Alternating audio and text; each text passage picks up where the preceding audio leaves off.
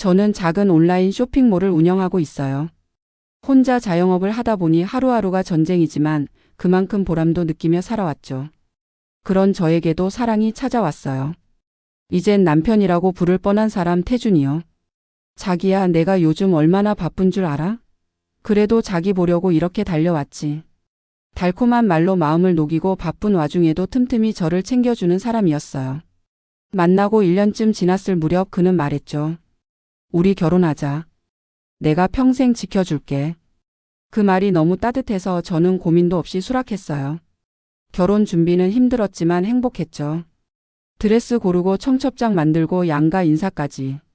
그런데요, 결혼식 바로 전날. 그 모든 행복이 무너졌습니다.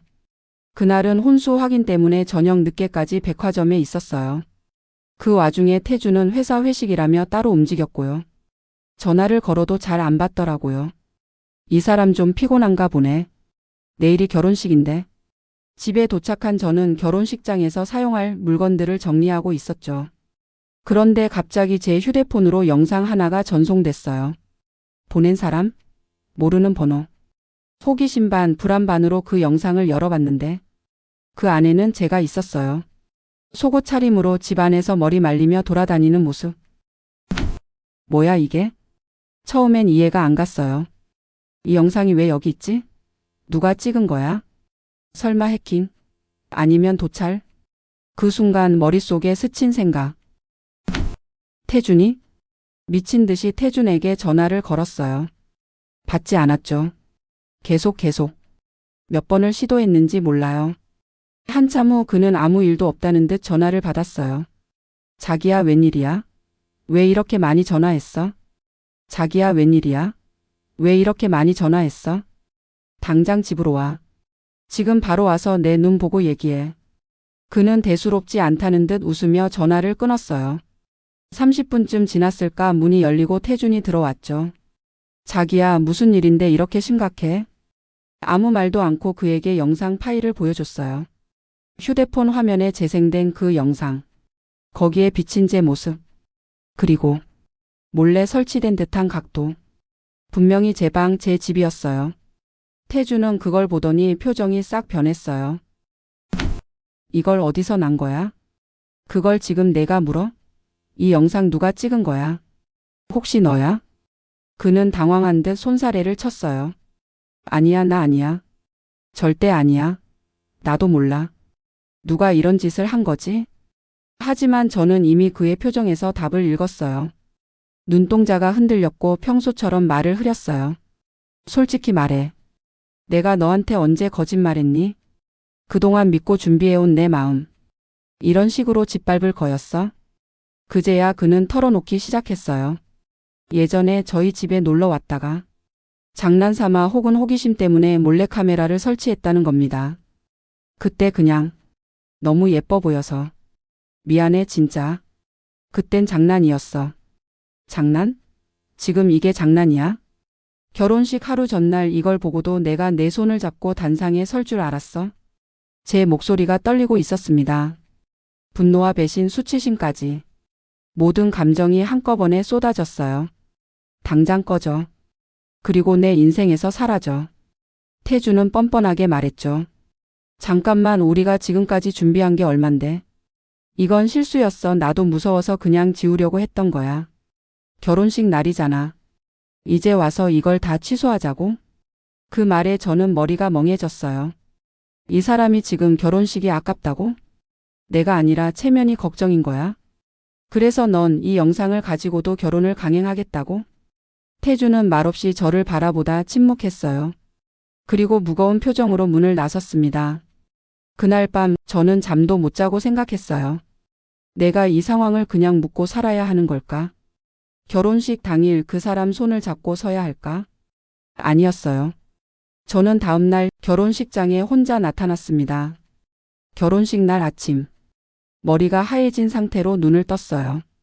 드레스를 입어야 하는 날인데 전혀 설레지도 않았고 오히려 숨이 막혔죠. 하지만 결심했어요. 이 결혼은 하지 않겠다고. 예식장에 도착했을 땐 이미 양가 가족들이 도착해 있었어요. 친구들, 지인들, 사회자, 사진사까지. 모두가 분주히 움직이고 있었죠.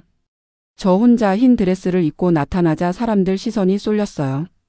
그리고 태주는 보이지 않았어요. 줄에석 앞에 서서 저는 마이크를 들었어요. 사회자가 당황하며 다가왔지만 단호하게 말했죠. 제가 직접 말씀드릴 게 있어요. 장을 메운 수십 명의 사람들. 어리둥절한 표정으로 절 바라보고 있었어요. 죄송합니다. 오늘 결혼식은 없을 예정입니다. 사람들의 웅성거림이 시작됐고 양가 어른들은 얼어붙은 표정이었어요. 이 자리를 빌려 진실을 말씀드리겠습니다. 어제 예비 신랑의 휴대폰에서 충격적인 영상을 보게 됐습니다. 바로 제 방 안에서 몰래 촬영된 저의 사적인 영상이었어요. 모두의 표정이 순식간에 경악으로 바뀌었죠. 그 영상은 예비 신랑인 태준 씨가 직접 찍은 것이었습니다. 그 사실을 어젯밤에 알게 되었고 그는 이를 장난이었다며 넘기려 했죠. 제 말에 친구들은 입을 틀어막았고 어머니는 눈시울이 붉어졌어요. 태준의 아버지는 자리에서 벌떡 일어나 물었죠. 그게 무슨 말이냐?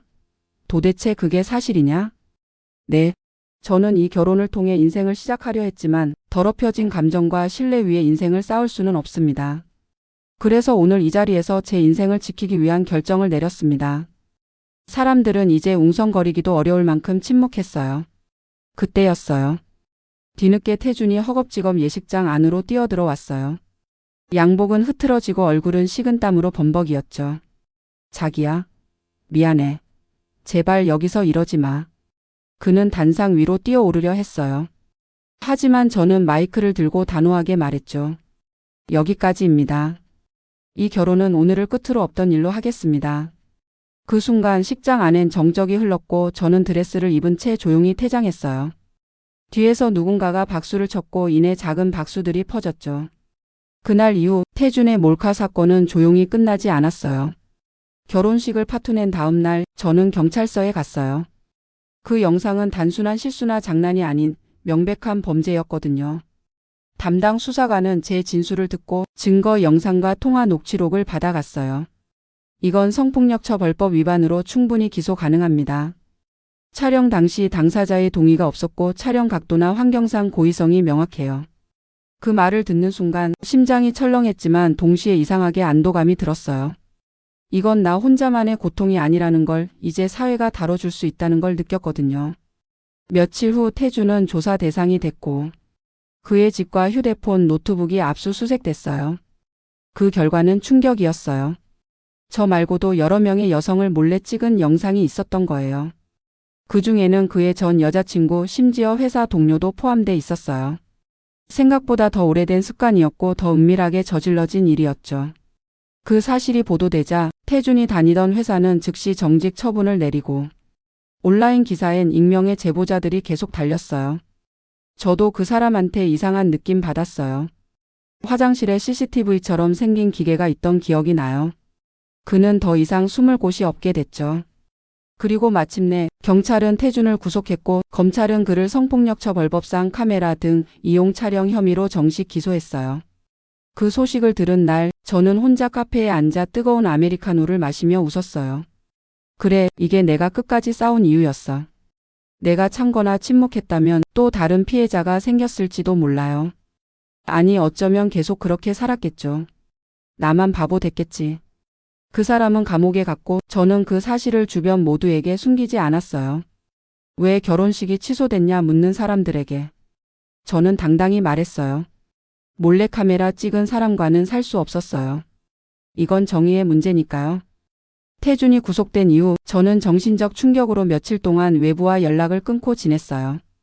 하지만 어느 순간 문득 이런 생각이 들더라고요. 나 이대로 주저앉기엔 너무 억울하고 또 아깝다. 그래서 저는 용기를 냈어요.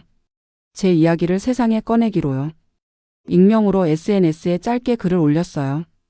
결혼식 전날 예비 신랑의 몰카 영상을 발견했고 혼자 결혼식장에 나타나 이를 공개하고 파혼했다는 내용. 단 몇 시간 만에 수천 개의 좋아요와 댓글, 리트윗이 달렸어요. 당신은 진짜 멋져요. 이건 단순한 파혼이 아니라 정의의 실현이에요. 나도 예전 남자친구가 이상한 행동을 했는데 그땐 무서워서 말 못했어요. 생각보다 많은 사람들이 같은 고통을 겪었고 저의 이야기가 그들에게 작은 용기가 되었더라고요. 그날 이후로 인터뷰 요청이 들어왔어요. 방송국 여성인권단체 팟캐스트 진행자들까지. 그중 한 유튜브 채널과 인터뷰를 진행했어요. 그 영상은 하루 만에 100만 뷰를 넘겼고 댓글창엔 용기 있는 여자라는 말이 넘쳤어요. 처음엔 부끄럽고 두려웠던 일이 이젠 누군가에게 빛이 된다는 게 믿기지 않았어요. 그리고 어느 날 익숙한 번호로 전화가 왔어요. 태준의 어머니였어요. 정말 죄송합니다. 그런 짓을 한 줄 몰랐어요. 아이를 잘못 키운 제 탓입니다. 그 말에 잠시 침묵이 흘렀어요. 저는 조용히 대답했어요. 아니에요. 이제는 그 사람도 그 가정도 제 인생에서 끝났어요. 저는 더 이상 뒤돌아보지 않으려고요. 그리고 전화를 끊었죠. 마음 한켠이 씁쓸했지만 후회는 없었어요. 그건 분명 내 인생의 진짜 시작점이었으니까요. 시간이 조금 지나자 저는 놀라울 정도로 빨리 일상으로 돌아왔어요. 몸도 마음도 상처가 컸지만 그만큼 단단해졌죠. 쇼핑몰 일에 다시 집중했고 오히려 언론 노출 덕분에 매출도 조금 올랐어요. 사람들이 제 용기에 박수를 보내주며 응원 메시지를 보내줬거든요. 사장님, 저도 예전에 상처받았는데 진짜 대단하세요. 용기 내줘서 고마워요. 사장님 덕분에 저도 경찰서 갔어요. 그런 메시지 하나하나가 제게 큰 위로이자 응원이 됐어요. 한참 후 태준은 징역 1년 6개월형을 선고받고 구속됐어요. 재판부는 판결문에서 이렇게 말했죠. 피해자는 가해자를 사랑했고 결혼까지 준비했던 사이였다. 그 신뢰를 가장 악랄한 방식으로 저버린 죄질이 매우 무겁다. 그 문장을 들으며 저는 묘한 감정이 들었어요. 끝났구나. 드디어 모든 게 끝났구나. 그리고 새로운 시작이 보이기 시작했어요. 혼자 보내는 일요일 오전 커피를 마시며 강아지 영상을 보다가 피식 웃고 혼자 여행을 다니며 사진을 찍고 조용히 책을 읽으며 바람 소리를 듣는 나날들. 그게 그렇게 자유롭고 따뜻할 줄은 몰랐어요. 사람들은 말하죠. 결혼식 날 파혼이라니 인생에서 가장 큰 수치 아니냐고. 아니요. 가장 자랑스러운 선택이었어요. 나는 누군가에게 휘둘리지 않고 나 자신을 끝까지 지켜냈으니까요. 이제는 어떤 사랑이 와도 내 가치를 잊지 않겠어요. 그리고 나 같은 피해자가 또 생기지 않도록 작은 목소리라도 계속 낼 거예요. 그게 내가 살아가는 방식이고 내가 나를 사랑하는 방법이니까요.